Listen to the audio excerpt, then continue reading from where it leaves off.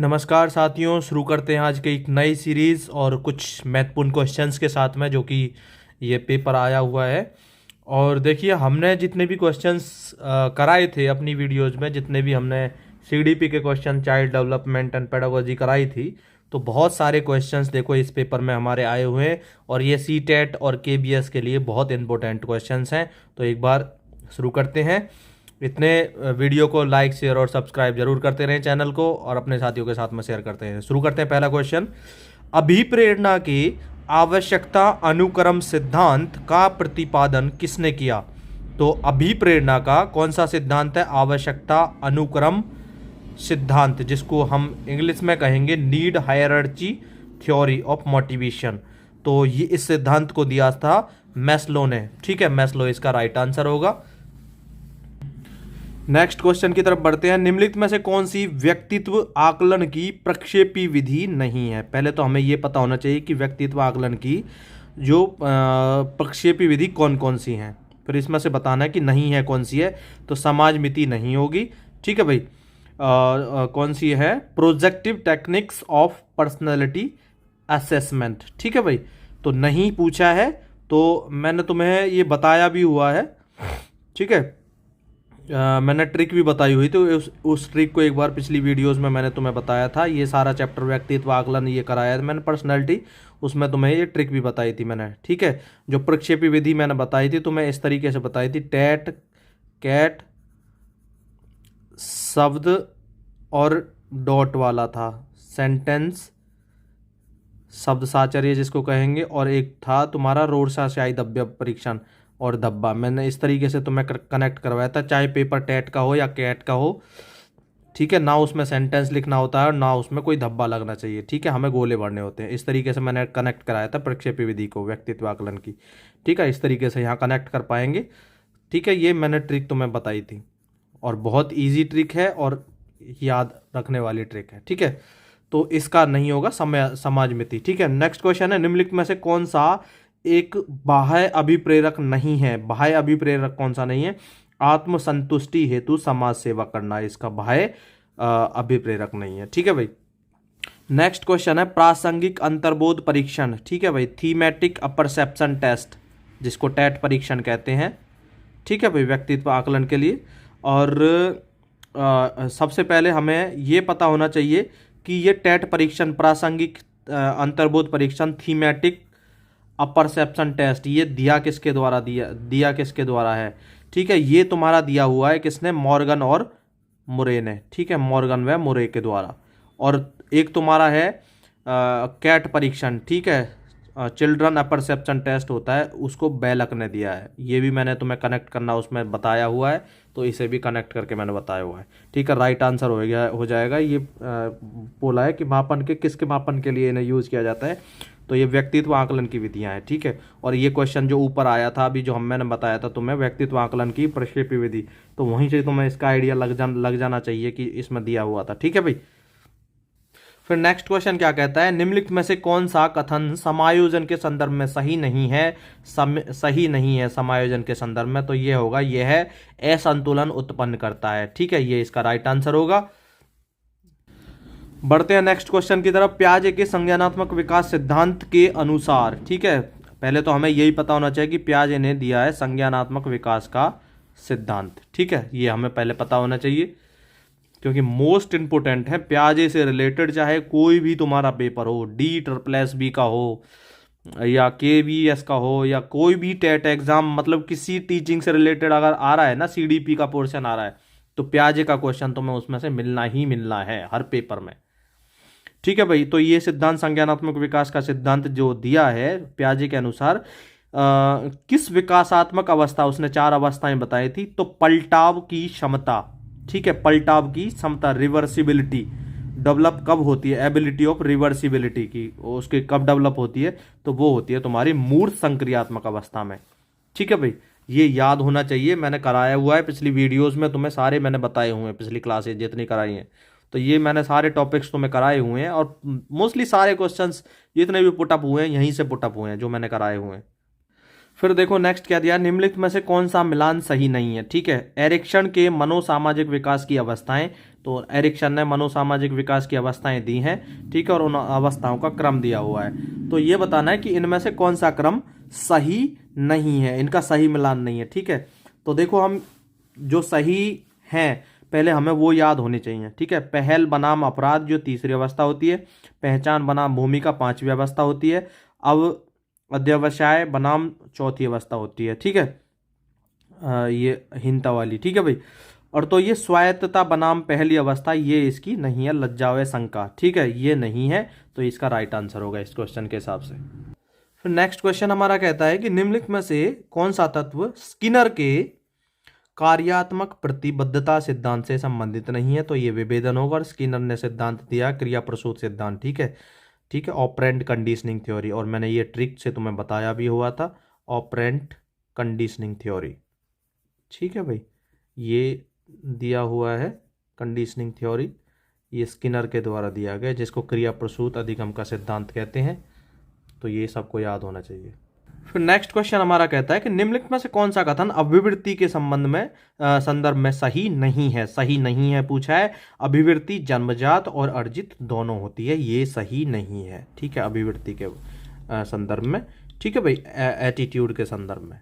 फिर next question हमारा कहता है कि निम्नलिखित में से कौन सा कथन बच्चों के विकास के बारे में सही है। सही है पूछा है, तो विकास एक संचयी प्रक्रिया है, ये बिल्कुल सही कथन है इसका।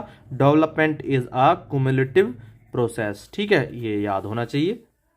फिर नेक्स्ट देख लेते हैं, नेक्स्ट क्या क्वेश्चन दिया है। कैटल का संस्कृति मुक्त बुद्धि परीक्षण, संस्कृति मुक्त बुद्धि परीक्षण कैटल ने दिया है, ठीक है। एक प्रकार है, क्या है, व्यक्तिक शाब्दिक परीक्षण, सामूहिक शाब्दिक परीक्षण या अशाब्दिक परीक्षण का, ठीक है। तो कैटल का culture free test of intelligence is a type of, ये क्या है, नॉन वर्बल टेस्ट है।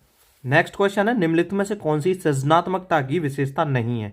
देखो, मौलिकता, लोचशीलता और धारा प्रवाहिता ये तो होंगी, ठीक है, ओरिजिनलिटी, फ्लेक्सिबिलिटी और फ्लुएंसी, लेकिन रिजिडिटी ये नहीं है, अनम्यता, ठीक है भाई। फिर नेक्स्ट क्वेश्चन क्या कहता है हमारा, निम्नलिखित में से कौन सा कारक शिक्षण अधिगम प्रक्रिया को प्रभावित नहीं करता है, ठीक है, शिक्षण अधिगम प्रक्रिया को प्रभावित नहीं करता है। शिक्षक का शारीरिक रूप, ठीक है, शिक्षक भाई मेन तो उसके मेंटली जो कौशल हैं, उसमें मेंटली जो स्वस्थ होना चाहिए और विषय का ज्ञान होना चाहिए, ये सारी चीज़ें होनी चाहिए, लेकिन उसका शारीरिक रूप से कोई मतलब नहीं है, लेकिन ठीक है, इंटेलिजेंसी जरूर। नेक्स्ट है, वृद्धि बच्चों में किस प्रकार के परिवर्तन लाती है। भाई वृद्धि लाती है संरचनात्मक, जो स्ट्रक्चरल परिवर्तन लाती है, चेंजेस लाती है, ठीक है भाई। और प्रक्रियात्मक जो होते हैं वो विकास में होते हैं, वृद्धि में खाली संरचनात्मक शारीरिक जो परिवर्तन होते हैं वो वृद्धि में होते हैं। फिर नेक्स्ट क्वेश्चन कहता है त्वरण, ठीक है, किस प्रकार के विशिष्ट बच्चों की शिक्षा के लिए महत्वपूर्ण योजना है, तो ये है प्रतिभाशाली बच्चों के लिए, ठीक है, गिफ्टेड जो चिल्ड्रन होते हैं। नेक्स्ट क्वेश्चन हमारा कहता है कि कार्यात्मक प्रतिबद्धता में अधिगमकर्ता की प्रत्येक सही अनुक्रिया को पुनर्वलित करना किस प्रकार की पुनर्वलन अनुसूची है, तो ये है तुम्हारा सतत, ठीक है भाई, कंटिन्यूअस। फिर नेक्स्ट क्वेश्चन क्या कहता है कि विकास जो अनुदैर्ध्य अक्ष सिर से पैर की ओर, जो विकास होता है सिर से पैर की ओर दिशा में बढ़ता है, इसको क्या कहते हैं। Development proceeds in the direction of longitudinal axis head to foot, ठीक है, सिर से पैर की तरफ, ये इसको क्या कहते हैं, सीफेलिक कोडल, ठीक है, सीफेलिक कोडल, ठीक है भाई। बहुत इंपॉर्टेंट क्वेश्चन है, इससे रिलेटेड पिछले एग्जाम में दूसरे टाइप का क्वेश्चन आया था जो प्रॉक्सिमो डिस्टल से रिलेटेड था, ठीक है, प्रॉक्सिमो डिस्टल से रिलेटेड था, ठीक है, और ये तुम्हारा सीफेलिक कोडल है।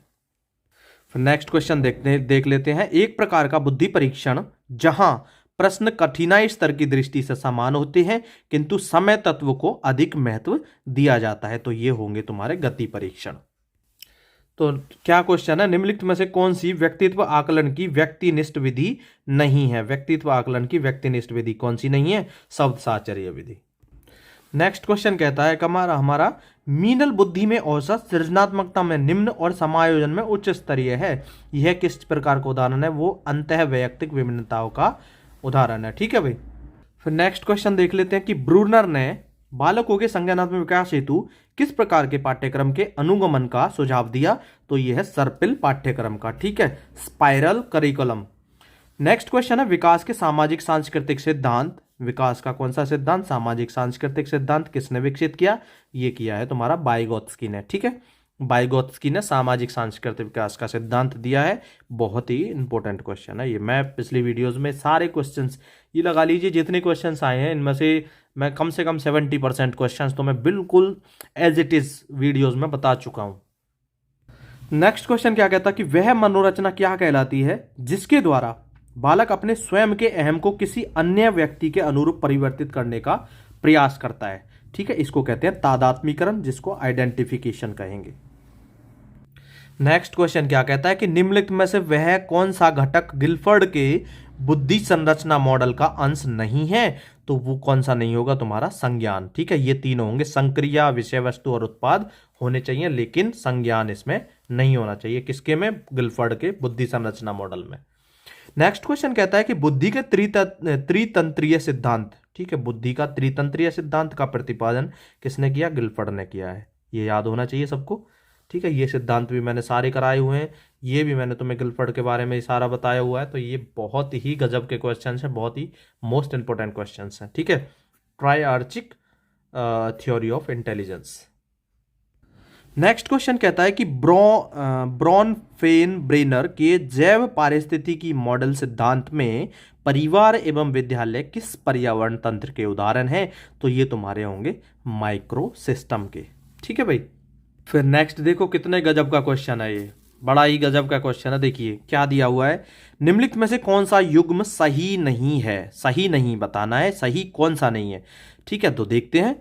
सिद्धांत दिए हुए हैं यहाँ पर, सिद्धांत के प्रतिपादक दिए हैं इधर साइड में, पियाजे, बंडुरा, एरिक्सन और वाइगोत्स्की, और यहाँ सिद्धांत दिए हुए हैं नीचे, संज्ञानात्मक, सामाजिक अधिगम, मनोसामाजिक और नैतिक विकास का दें। अब हमें बताना है कि नहीं, सही नहीं कौन सा है। तो सही नहीं है भाई वाइगोत्स्की का नैतिक विकास का सिद्धांत, क्योंकि वाइगोत्स्की ने नैतिक विकास का सिद्धांत नहीं दिया। मैं तुम्हें अभी करा चुका हूँ क्वेश्चन, अभी थोड़ी देर पहले वाइगोत्स्की ने, मैंने तुम्हें बताया था कौन सा सामाजिक सांस्कृतिक सिद्धांत दिया था विकास का, सामाजिक सांस्कृतिक, जिसको इंग्लिश में कहेंगे socio cultural theory of development. ठीक है, सामाजिक सांस्कृतिक विकास का सिद्धांत दिया। तो ये तुम्हें याद होना चाहिए, सामाजिक सांस्कृतिक विकास का सिद्धांत दिया। ठीक है, वाइगोत्स्की ने। तो ये गलत हो गया, ये गलत हमें बताना था। अब देखो इसी क्वेश्चन में से 4-5 क्वेश्चन और बन जाते हैं यहीं से ही। देखो कि किस तरीके से बन जाते हैं। प्याजे ने कौन सा सिद्धांत दिया है विकास का?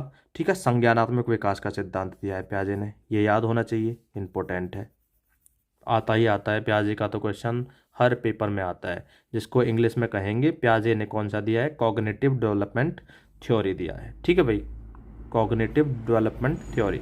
फिर नेक्स्ट है बंडुरा का सामाजिक अधिगम का सिद्धांत। सामाजिक अधिगम का सिद्धांत बंडुरा ने दिया है। ठीक है, जिसको इंग्लिश में कहेंगे social learning theory, social learning theory.